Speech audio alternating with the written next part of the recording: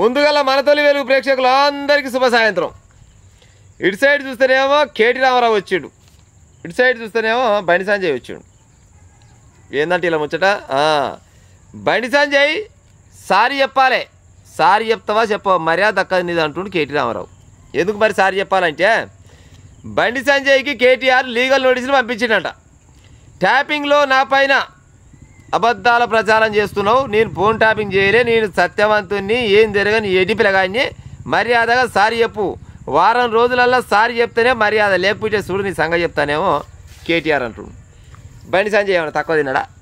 కేంద్ర ప్రభుత్వమే ఆయన చేతిలో ఉండే. ఆయన ఏమంటాడు, ఇసోంటి బెదిరింపులు నేను మసక చూసిండేవు, నీ బెదిరింపులకు భయపడే లెక్క కాదు, ఇప్పుడే ఆట మొదలైంది, తట్టుకోలేవనేమో బండి సంజయ్ చెప్తుండు. ఇప్పుడు సరే తప్పైతే సారి చెప్పవలసింది ఎవరైనా కానీ, బండి సంజయ్ని సారి చెప్పమన్నా ఓకే తారక రాముడు, మరి మీ చెల్లె కూడా ఫోన్ ట్యాపింగ్ అయింది అన్నదిగా, మరి అడగాలన్నా వద్దా ప్రజలారా? మరి ఈయన చెల్లె కూడా చెప్పాలిగా సారి, మరి చెల్లెని ఎందుకో ఇచ్చిపెట్టినావు అంటే, ఆ చెల్లె కదా ఎంత తిట్టుకున్నా కొట్టుకున్నా మా చెల్లె, ఈయన పక్క పార్టీ ఆయన ఎట్లా చేసి అనొచ్చు అన్నట్టు లెక్క. ఫోన్ ట్యాపింగ్ జరగలేదా? మరి ఫోన్ ట్యాపింగ్ జరగంది, మరి గింతమంది నా ఫోన్ ట్యాపింగ్ అయింది గింతమంది అని ఎందుకు అంటురు? మరి ఊగానే అంటురు వాళ్ళు, అలాగేం పని లేకుండా వచ్చిన వాస్తవమే కదా, ఫోన్ ట్యాపింగ్ అయింది.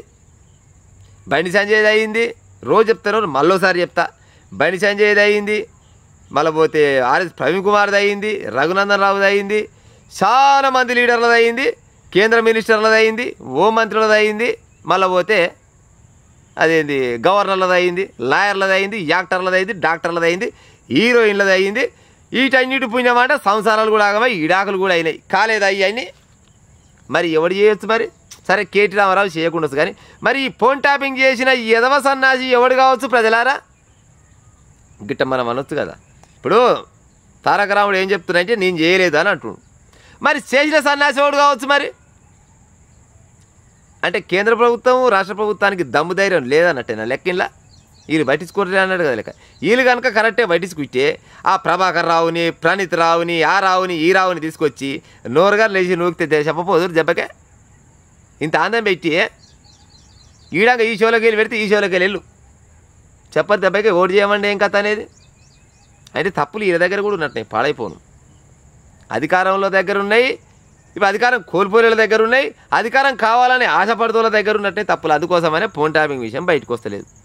ఫోన్ ఇప్పుడు మన ఫోను మనం మాట్లాడుతుంటే మంది ఇంటూరు, మంది ఎట్టింటారు లెక్క తప్పి. ఇంటూరు అని సొంతం స్వయాన కేటీఆర్ చెల్లె, కేసీఆర్ బిడ్డే నా ఫోన్ ట్యాపింగ్ చేసిరు, నా భర్త ఫోన్ ట్యాపింగ్ చేసిరని ఆమెంతలో ఆమెనే అన్నది. మరి ఆమె కూడా సారీ చెప్పాలిగా తారక రాముడు, మరి ఆమెను ఎందుకు అడుగుతలేవు? ఇంకో గిట్టోండి ముచ్చట్లు ఉన్నాయి వీళ్ళవి. ఒక ఆయన జరిగిందంటాడు, ఒక ఆయన జరగలే అంటాడు. మరి జరిగిందని ఎందుకు అనాలే, జరగలేదని ఎట్లా నువ్వు చెప్తావు? ఎవరన్నా ఫోన్ ట్యాపింగ్ జరిగిందని ఏదన్నా కమిటీ వచ్చి ఎవరన్నా కట్టిన పోలీసు వాళ్ళు, సిబిఐలో, ఈడీలో, పీడీలో వాళ్ళు వచ్చి అయిందంటే అదంతా తప్పది, వాళ్ళంతా ప్రభుత్వానికి సరెండర్ అయిపోయారనేమో మళ్ళీ గుండ్రాలు వేస్తుంది. కేంద్ర ప్రభుత్వం రాష్ట్ర ప్రభుత్వం రెండు ఒకటే అంటిది.